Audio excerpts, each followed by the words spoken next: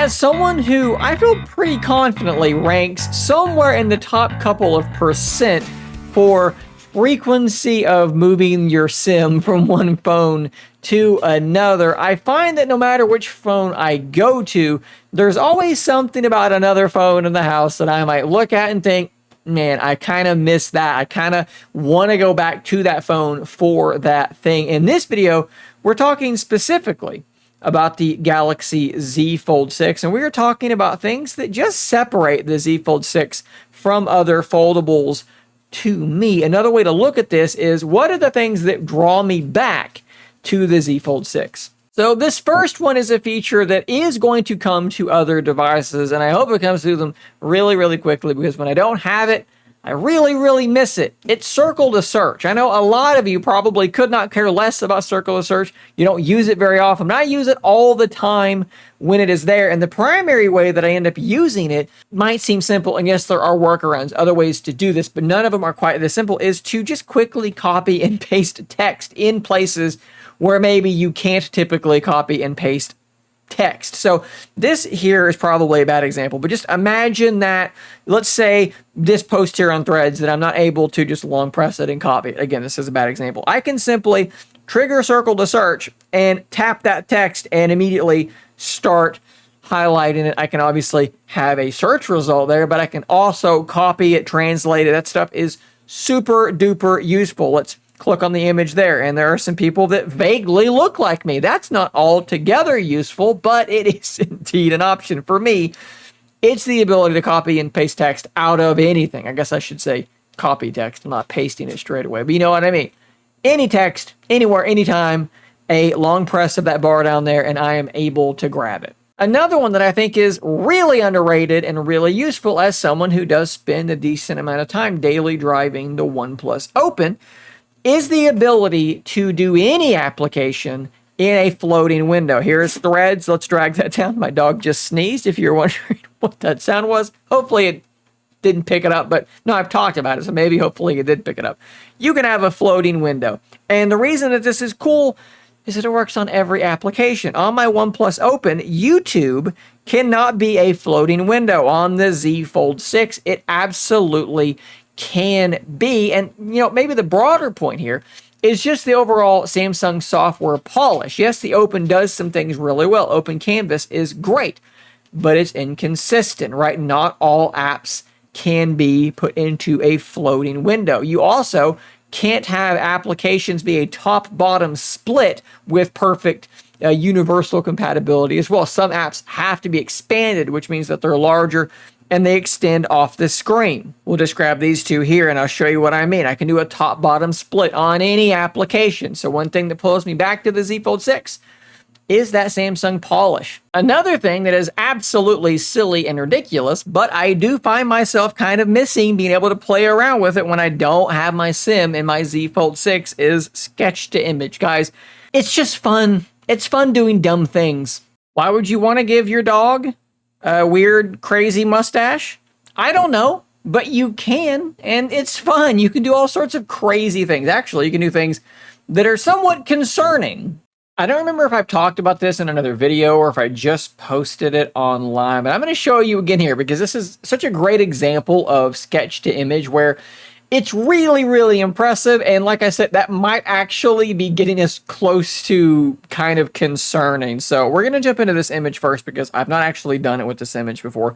And we're going to try and draw in a tornado. There you go. The simplest tornado drawing that you have ever seen. And I do think that this is going to become a problem because people are going to use things like this to falsely report storms and things happening. There you go. There's a tornado in the background, and it gives you several different options. Those actually are all fairly convincing, actually. Let's go to this one here. I like the shape of it. Are we able to actually zoom into it? We'll just save a copy and we'll zoom in that way. I mean, if somebody sent me that, I might think that was actually real, which is wild, but there's an even better one. So this image was taken by a drone. I actually took this image myself.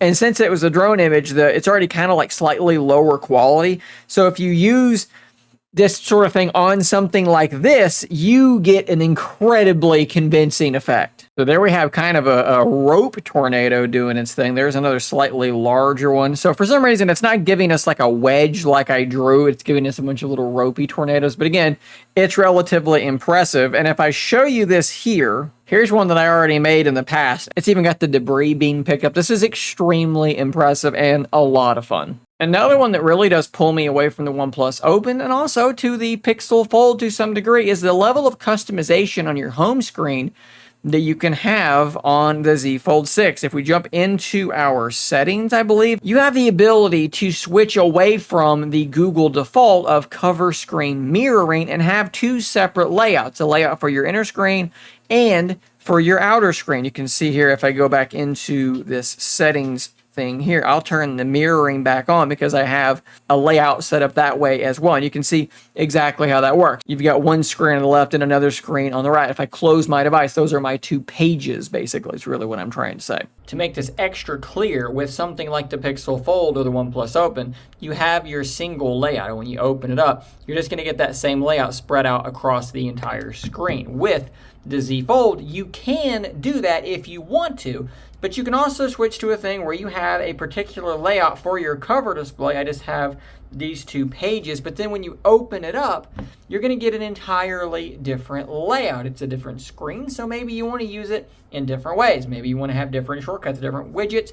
You are actually able to do that. Not only that, though, if you install GoodLock and you install the Home Up application, let's turn that on, we go to the home screen, you can actually change your home screen grid. Now, keep in mind, you do have to have cover display mirroring turned off to be able to do this, but you can push this thing to a pretty ridiculous degree, far further than any of these other foldables, OnePlus Open and Pixel Fold, what I'm talking about, far further than they will let you go. The next thing that pulls me towards the Z Fold, I've already actually used in this video. It's the S Pen. Now look, I'm going to be honest with you. I am no artist. I have terrible handwriting. I am the worst person in the world to evaluate this pen. And when I'm using the Z Fold and I have a case with the pen attached to the back of it, I have a tendency to forget that that pen is there. But strangely enough, when I don't have it, I do kind of miss it, so I have to throw it on the list. And then last but not least, we have to go to a different view because I'm going to turn on DeX.